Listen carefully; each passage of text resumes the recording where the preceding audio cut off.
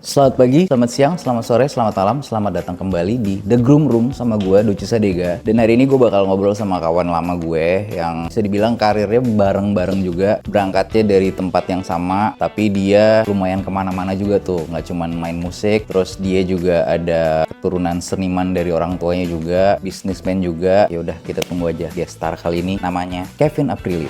Wih, Bro Duci, apa kabar? Kemarin baru ulang tahun kan? Iya, thank you. Wah, Di sini Clorispan gue mau kenalin. keren banget nih. Jadi Clorispan ini basicnya sebenarnya skincare fit. Ada face wash, micellar water, ada dibuat sunscreen, body serum, dan ini gue bikin. Wih, keren.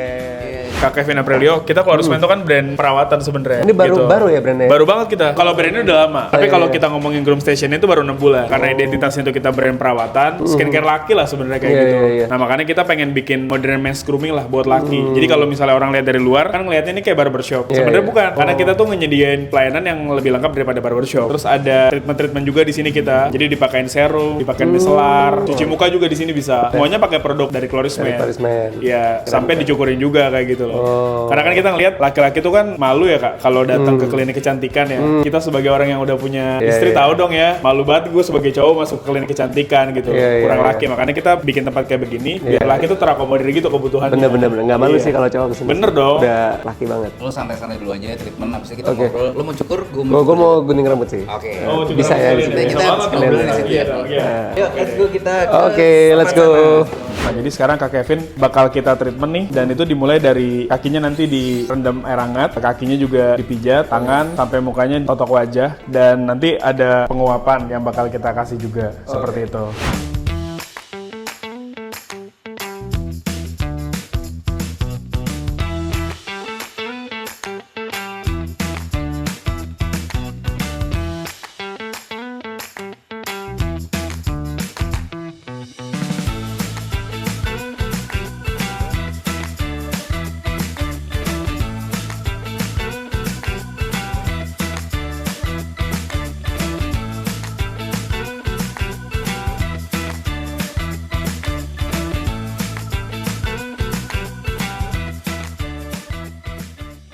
Bro Kevin, gue mau nanya experience lo nih sebagai bapak baru. Anak lo berarti sekarang udah berapa bulan sih? Sekarang udah 1 tahun. Oh, udah setahun ya? Setengah, ya. Oh, udah bisa jalan-jalan ya? Gue harus banyak belajar dari lu nih. Udah 9 tahun ini ya. Iya. Sampai akhirnya punya anak, berapa tahun nikah ya? Gue tuh agak nahan di awal bro. Jadi kayak 4 tahunan lah gue kayaknya merit. Sama. Gue itu Nahan juga ya? anak gue itu hampir 4 tahun. Akhirnya istri gue hamil. Tapi gue memang nahan ya. Jadi kayak baru nyoba tuh di tahun terakhir terus berhasil gitu. Oh iya. Karena gue waktu itu mikirnya kan gue baru ekonomi gue baru bagus lagi lah waktu itu sempat jatuh kan. Nah tapi sekarang udah bagus, baru gue siap punya anak gitu loh. Itu satu yang gue salut sama lo sih. Lo bisa, gue kan gue ngikutin lo dari awal banget ya.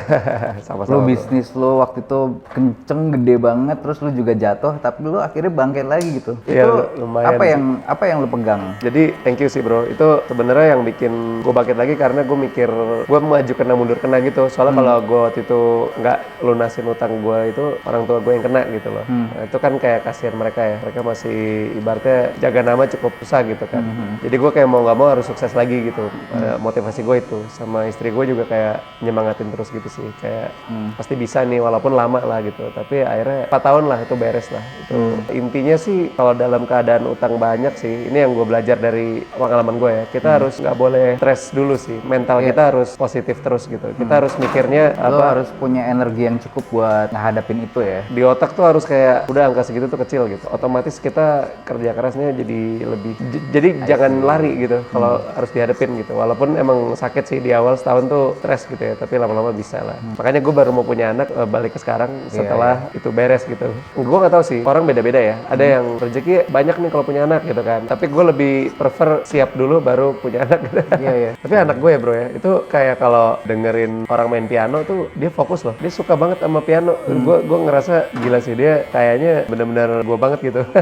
Berarti udah mau ke arah situ ya, lo akan ngajarin dari kecil banget. Ya paling gue lesin, gue bekelin lah ya piano atau Ngapain les, kan lo aja yang ngajarin. gue gak sabaran bro. Gue untuk jadi guru kayak nggak bisa. Iya. Tapi kalau lo sendiri dulu belajar piano dari umur berapa, Vin? 3,5 atau 4 lah dari kecil sih abang. Lo gitar bass gitu? Gue dulu itu Lo otodidak ya? gue otodidak, tapi yang gue pernah les tuh justru drum. Oh iya. Iya, gue dulu les drum waktu SD. Dan instrumen pertama yang gue mainin ya drum juga. Itu jadi bokap itu masa kuliah kayaknya dia kan banyak teman-temannya main musik kan.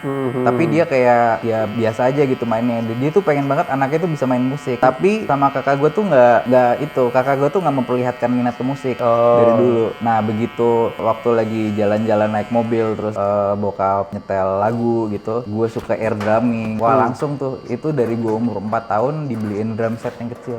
Anjir. Jadi kayak udah diarahin, ayo suka sama musik gitu. Terus ya udah jadi kebiasaan. Jadi gue pertama kali tuh dulu belajarnya drum, baru bisa main gitar tuh SMP. Ya nggak ada yang nyangka ya jalannya ternyata ke situ karirnya. Iya, tapi gue ngeliat kesamaan gue sama lo tuh kita semi hybrid ya, maksudnya musisi iya, tapi ya pengusaha juga lah. Iya.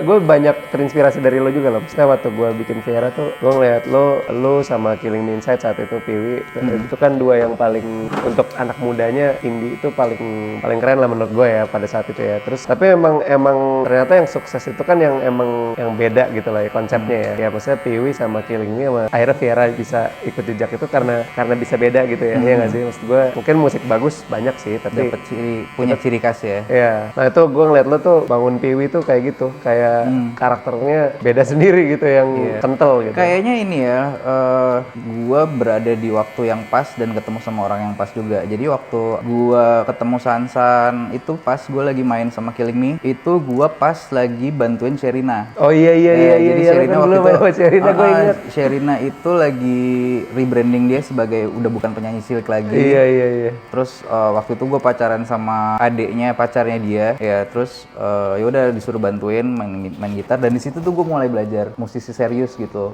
Kan waktu itu kan Sherina kan sign-nya sama Trinity kan, gue bisa belajar dari sisi manajerialnya, dari promonya segala macem. Terus gue pas lagi ketemu sama Sansan dan lain-lain, akhirnya gue bikin Piwi, tapi itu semua gue implement di situ dari sisi bisnisnya. Jadi dari awal tuh gue pengen Piwi ini bisa jadi apa ya, bukan cuman sekedar hobi, tapi emang bisa sesuatu yang bisa jadi besar gitu, disiapkan dari awal, termasuk pemilihan genre-nya. Karena ya kan intinya kan gue pengen menginspirasi orang dari lirik, dari semangat. Menurut gue kalau pada saat itu gue ngikutin ego gue yang pengennya yang keras musiknya, itu nggak kedengeran message-nya kan. Makanya dari awal udah di set seperti itu gitu, nggak ada perubahan lagi setelah akhirnya dapet big break-nya gitu. Terus lu selain bermusik, bisnis lu berarti apa sekarang? Gue gue punya robot kripto ada sih, itu disewain lah semacam gitu. Terus ya kecil-kecilan lah, bukan yang gimana gitu, bukan yang model-model yang influencer gitu. Makanya di IG kalau lu lihat gue mah nggak ada yang begitu-begitulah, cuman foto-foto aja kebanyakan. Paling mau merintis di perkartuan ya, TCG, karena industrinya lagi menarik sih.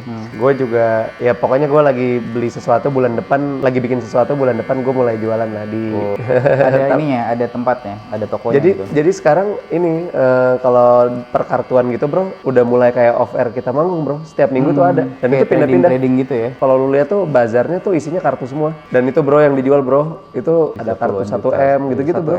Lo bisa ini nggak, lo bisa forecast nggak ini bertahan sampai berapa tahun ke depan kira-kira? Kalau feeling gua pasti ada naik turun ya, naik turun dalam arti ketika harganya nanti pada kemahalan, mungkin yang bikin dia tetap stabil karena kan TCG kan yang terbesar sekarang Pokemon sama One Piece lah kita katakan ya di Indonesia. One Piece sendiri fansnya banyak banget. Pokemon juga baru buka itu di Jepang kan Poke Park gitu ya, yang kayak Disneyland gitu. Iya. Jadi industrinya tuh kayaknya stabil terus karena usaha realnya ada gitu loh ibaratnya. Jadi good juga tuh bro kalau bro mau terjun. Tapi balik lagi Vin ke musik, masih passionate untuk making new music? Gue masih passionate sih. Ya kemarin tahun lalu tuh gue bikin ini kan Piano Monster tuh. Itu kayak resital piano tapi gue kemas keren lah gitu. Jadi yang datang wibu-wibu semua bro. Jadi lagunya gue bawain anime sama game gitu. Jadi kapan lo bisa ngasih tahu apa yang lo bikin tuh? Gue takut dicolong idenya. bukan nama lo. Jangan kasih tau idenya, tapi kapan? Mulainya. Gue mulai jual timeline-nya? pertengahan Mei, gue udah mulai ikut bazar-bazar. Oke. Pertengahan Mei. Jadi ini brand lo sendiri ya nanti ya? Iya, brand gue sendiri. Balik lagi identitasnya kita brand laki. laki pengen ngasih tempat di mana laki tuh bisa perawatan tanpa kehilangan maskulinitasnya di sini. Karena masalahnya tuh ada di situ sih ya. Iya, tapi bener nggak kalau menurut saya kayak Kevin cowok tuh perawatan sebenarnya penting buat mereka, cuma mereka takut dibilang banci gitu. Ya kan rata-rata semua cowok gitu kan. Kalau menurut nggak tahu sih kalau di POV ya, Iya. sih bukan takut dibilang ini, lebih ke mungkin nggak terbiasa aja. Tapi sebenarnya pas udah nyobain seneng gitu. Seneng ya gitu ya. Itu ya. Kurang laki aja lah gitu. Mungkin. Jadi cukup affordable dari segi harga servis di sini. Murah banget malah ya. Iya. Iya, karena kalau kita ngomongin versi cewek misalnya Kak, itu gunting kuku aja di salon itu 200.000 kok. Iya. Di sini 200.000 tuh udah lengkap banget gitu. Udah bisa tidur 2 jam kemudian bangun udah ganteng gitu. Iya. Gitu.